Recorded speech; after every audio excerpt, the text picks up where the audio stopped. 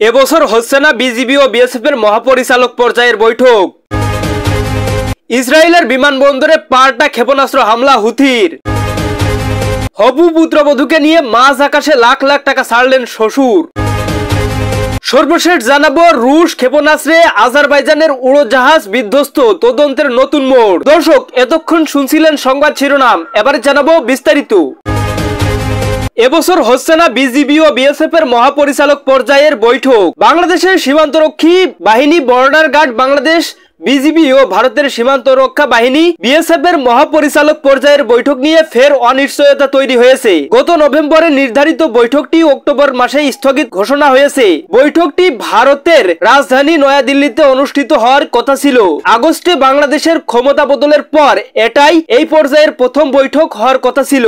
ওই সময় ভারতের সংবাদ মাধ্যম পিটিআই জানিয়েছিল বাংলাদেশের পরিকল্পনায় পরিবর্তনের কারণে বৈঠক স্থগিত করা হয়েছে। এছাড়া ঢাকার পক্ষ থেকে জানানো হয় পরবর্তী সময়ে আলোচনার জন্য দ্রুত তারিখ ঠিক করতে কাজ চলছে। এদিকে শুক্রবার 27 ডিসেম্বর হিন্দুস্তান টাইমস তাদের এক প্রতিবেদনে জানিয়েছে চলতি বছরে বিজিবি ও বিএসএফ প্রধানদের বৈঠকটি হওয়ার সম্ভাবনা নেই। বিষয়টির সঙ্গে অবহিত বিএসএফ এর এক কর্মকর্তা হিন্দুস্তান টাইমসকে এ তথ্য জানিয়েছেন। বিএসএফ এর কর্মকর্তা বলেন বৈঠকের নতুন তারিখ এখনো ঠিক হয়নি, তাই এই বছরে আর এই বৈঠক অনুষ্ঠিত হবে না। গত মাসে বৈঠক পিছিয়ে দেওয়ার পর ডিসেম্বরে পারস্পরিক সমঝোতার চেষ্টা হলেও তা ফলপ্রসূ হয়নি। বলা যায় নতুন তারিখ নির্ধারণে ঢাকার ধীরগতি জানান দিচ্ছে বিএসএফ এর অনুরোধে সায় দিচ্ছে না বাংলাদেশ। বিএসএফ কর্মকর্তার দাবি সীমান্তে নির্দিষ্ট পয়েন্টে বিএসএফ ও বিজিবির মধ্যে সমস্যা হয়েছে, তবে এটি সামান্য বিষয়। যেসব বিষয়ের সমাধান সম্ভব হয়নি সেগুলো দুটো বাহিনীর বৈঠকে উত্থাপন করা হবে। সীমান্তে দুই বাহিনীর মাধ্যমে সরাসরি কর্মকর্তাদের নিয়মিত বৈঠক হচ্ছে, তাই আমরা মনে করি উচ্চ পর্যায়ের বৈঠক কিছুটা পিছিয়ে গেলেও তা কোনো সমস্যা নয়। হিন্দুস্তান টাইমস এর প্রতিবেদন অনুসারে বিএসএফ কে মোটরবোট চালাতে সাহায্য করা কয়েকজন অসামরিক ব্যক্তি ভুলবশত বাংলাদেশ ভূখণ্ডে ঢুকে পড়েছিল। সেই ঘটনায় 5 ভারতীয়কে সশস্ত্র অপরাধী হিসেবে গ্রেপ্তার করা হয় বাংলাদেশে। এই নিয়ে দুপক্ষের অচল অবস্থা কাটেনি। এদিকে সীমান্তে কয়েকটি পয়েন্টে কাঁটাতারের বেড়া নির্মাণেও আপত্তি জানান দেয় বিজিবি সদস্যরা। এছাড়া সীমান্তে নিরীহ বাংলাদেশিদের নাগরিকদের হত্যার ঘটনায় বাংলাদেশের অন্তর্বর্তীকালীন বরাবরই তীব্র প্রতিক্রিয়া দেখিয়েছে। সর্বশেষ চলতি বছরের মার্চে ঢাকায় দুই বাহিনীর শীর্ষ পর্যায়ের এই বৈঠকে অনুষ্ঠিত হয়েছিল। এতে প্রতিবেশী দুই দেশের স্বরাষ্ট্র ও পররাষ্ট্র মন্ত্রণালয়, মাদক বিরোধী বিভাগ, কাস্টমস ও সীমান্ত ব্যবস্থাপনার সঙ্গে সম্পর্কিত রাষ্ট্রীয় সংস্থার কর্মকর্তারা অংশ নেন। কবে এই বৈঠকটি হবে তা নিয়ে ধোঁয়াশা রয়েছে। ইসরায়েলের বিমানবন্দরে পাল্টা ক্ষেপণাস্ত্র হামলা হুতির। ইয়েমেনের রাজধানী সানা বিমানবন্দরে হামলার জবাবে ইসরায়েলের বেন গুরিয়ন বিমানবন্দরে ক্ষেপণাস্ত্র হামলা চালিয়েছে দেশটির বিদ্রোহী গোষ্ঠী হুতিরা। এ হামলার ঘটনায় বেন গুরিয়ন বিমানবন্দরটির কার্যক্রম 30 মিনিটের জন্য বন্ধ হয়ে যায়। শুক্রবার 27 ডিসেম্বর ভোরে ইসরায়েলকে লক্ষ্য করে ইয়েমেন থেকে ক্ষেপণাস্ত্র ছোড়া হয়। খবর টাইমস অফ ইসরায়েল। ইসরায়েলের প্রতিরক্ষা বাহিনী জানিয়েছে ইয়েমেন থেকে একটি ক্ষেপণাস্ত্র হামলা চালানো হয়েছে। এ সময় মধ্য ইসরায়েল জুড়ে সতর্ক সংকেত বেজে ওঠে এবং লাখো লাখো মানুষকে বাংকারে পাঠানো হয়। টাইমস অফ ইসরায়েলে প্রতিবেদনে বলা হয়েছে ক্ষেপণাস্ত্র হামলার পর ইসরায়েলের বেন গুরিয়ন বিমানবন্দরে ইউরোপ থেকে আসা 4টি বিমানকে জরুরি ভিত্তিতে অপেক্ষার জন্য বার্তা পাঠানো হয় এবং বিমানবন্দরের আশেপাশে না আসার জন্য নির্দেশনা দেওয়া হয়। যদিও ক্ষেপণাস্ত্র হামলা চালানোর 30 মিনিটের মধ্যেই বিমানবন্দরের কার্যক্রম স্বাভাবিক হয়। ইসরায়েলের সামরিক বাহিনীর দাবি ইয়েমেন থেকে ছড়া ক্ষেপণাস্ত্রটি ইসরায়েলের আকাশসীমায় প্রবেশ আগেই ধ্বংস করা হয়েছে। জরুরি অ্যাম্বুলেন্স সেবা দা মেগান ডেভিড আদম জানিয়েছে ক্ষেপণাস্ত্র হামলা থেকে বাঁচতে বাংকারে প্রবেশের সময় 18 জন আহত হয়েছে। এদের মধ্যে 2 জনের অবস্থা গুরুতর। তাৎক্ষণিকভাবে ইসরায়েলের ক্ষেপণাস্ত্র হামলা নিয়ে হুতিদের পক্ষ থেকে কোনো প্রতিক্রিয়া পাওয়া যায়নি।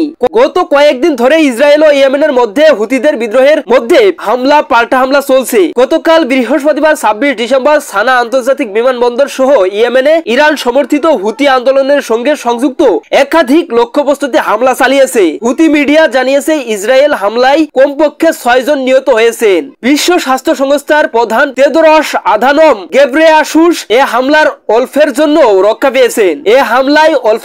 রক্ষা পেয়েছেন। এছাড়া তাকে বহনকারী উড়োজাহাজের একজন ক্রু সদস্য আহত হয়েছেন। হবু পুত্রবধূকে নিয়ে মাঝ আকাশে লাখ লাখ টাকা ছড়ালেন শ্বশুর। স্বপ্ন ছিল ছেলে বিয়ে দেবেন মহা ধুমধামে। শুধু তাই নয়, ছেলের বিয়েতে স্মরণীয় করে রাখতে এমন কিছু করতে চাইলেন যা নিয়ে আলোচনা হবে গোটা শহর এমনকি সারা দেশেও। চিন্তা মতো সেই কাজই করলেন তিনি। ছেলের বিয়ের জন্য একটি বিমান ভাড়া করলেন, তবে হবু বৌমার বাড়িতে সেই বিমানে ছেলেকে পাঠানোর জন্য নয়, বিমান ভাড়া করেছিলেন হবু বধূর বাড়িতে আকাশ থেকে টাকা ছড়ানোর জন্য। সম্প্রতি এমনই একটি ঘটনা প্রকাশ্যে এসেছে বেশ কয়েকটি সংবাদ মাধ্যমের প্রতিবেদনে, এবং সংবাদ মাধ্যমে দাবি করা হচ্ছে ঘটনাটি পাকিস্তানের সিন্ধ প্রদেশের হায়দ্রাবাদের ঘটনা। ওই সংবাদ মাধ্যমগুলোর প্রতিবেদনে বলা হয়েছে সম্প্রতি এই বিয়ে অনুষ্ঠিত হয়েছে। বিয়ের দিন পাত্রের বাবা একটি ছোট বিমান ভাড়া করে নিয়ে আসেন। তখনও সকালে বুঝতে পারেননি যে কি করতে এই বিমান ভাড়া করা হয়েছে। বিমানে লাখ লাখ পাকিস্তানি রুপি নিয়ে পুত্রবধূর হবু শ্বশুর বাড়ির উদ্দেশ্যে রওনা দেন ওই ব্যক্তি। পুত্রের হবু শ্বশুর বাড়ির উপরে বিমানে বেশ কয়েকবার চক্কর দেন। তারপর বিমান থেকে লাখ লাখ টাকা ছড়িয়ে দেওয়া হয় ছেলের হবু শ্বশুর বাড়ির লক্ষ্য করে। আকাশ থেকে টাকা পড়তে দেখে পাত্রীর বাড়ির লোকজনেরাও অবাক হয়ে যান। রাশি রাশি টাকা পড়তে থাকায় সেগুলো নেওয়ার জন্য হুড়োহুড়ি পড়ে যায়। সেই ঘটনার একটি ভিডিও প্রকাশ্যে এসেছে, যদিও সেটি সত্যতা তাৎক্ষণিকভাবে যাচাই করা সম্ভব হয়নি। এই প্রথম নয়, বিয়েতে এরকম অভিনব কিছু করার প্রতিযোগিতা দিন কয়েক আগেও দেখা গিয়েছে পাকিস্তানে। সেই ঘটনাটি ছিল কোটলা জাম এলাকার। লাখ লাখ টাকা মালা বানিয়ে বিয়েতে ভাইকে সেটি উপহার দিয়েছেন দাদা। সেই বিয়ে নিয়েও বেশ চর্চা হয়। এবার বিমান থেকে টাকা ছড়ার ঘটনা নিয়েও চর্চা চলছে সিন্ধু প্রদেশে। রুশ ক্ষেপণাস্ত্রে আজারবাইজানের উড়োজাহাজ বিধ্বস্ত, তদন্তের নতুন মোড়। বুধবার কাজাকিস্তানের আক্তাউ শহরে আজারবাইজানের যাত্রীবাহী উড়োজাহাজ দুর্ঘটনায় অন্তত 38 জনের মৃত্যু হয়। এর থেকে এ দুর্ঘটনার পেছনে রাশিয়ার হাত রয়েছে বলে অভিযোগ ওঠে। বিভিন্ন প্রতিবেদনে দাবি করা হয় ইউক্রেন ড্রোন ভেবে উড়োজাহাজটিকে লক্ষ্যবস্তু করেছে রাশিয়া, যার কারণে এত মানুষের প্রাণহানি হয়েছে। এদিকে উড়োজাহাজ দুর্ঘটনা নিয়ে পৃথকভাবে তদন্ত শুরু আজারবাইজান ও কাজাকিস্তানে।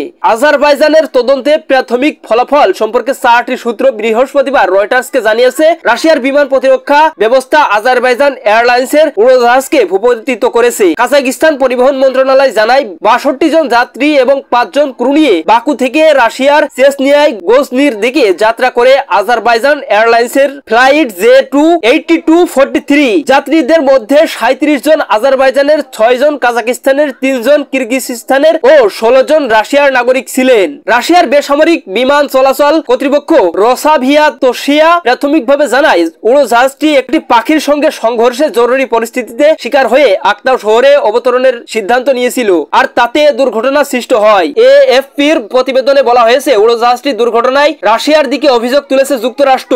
উড়োজাহাজ বিধ্বস্তে রাশিয়ার ক্ষেপণাস্ত্র ব্যবহার করা হয়ে থাকে পারে বলে অভিযোগ ওয়াশিংটনের। এসব অভিযোগের বিরুদ্ধে সতর্কবার্তা উচ্চারণ করেছে রাশিয়া। ক্রেমলিনের পক্ষ থেকে বলা হয়েছে কাজাকিস্তানে রাশিয়াগামী উড়োজাহাজ দুর্ঘটনার কারণ নিয়ে অনুমান নির্ভর প্রচারের বিষয়ে সতর্ক করা হয়েছে। ক্রেমলিনের মুখপাত্র দিমিত্র পেসকভ বলেন যে কোনো উড়োজাহাজ দুর্ঘটনার বিশেষায়িত উড়োজাহাজ চলাচল কর্তৃপক্ষের মাধ্যমে তদন্ত করা উচিত। বর্তমানে একটি তদন্ত প্রক্রিয়াধীন। এই তদন্ত শেষ হওয়া পর্যন্ত অপেক্ষা করতে হবে।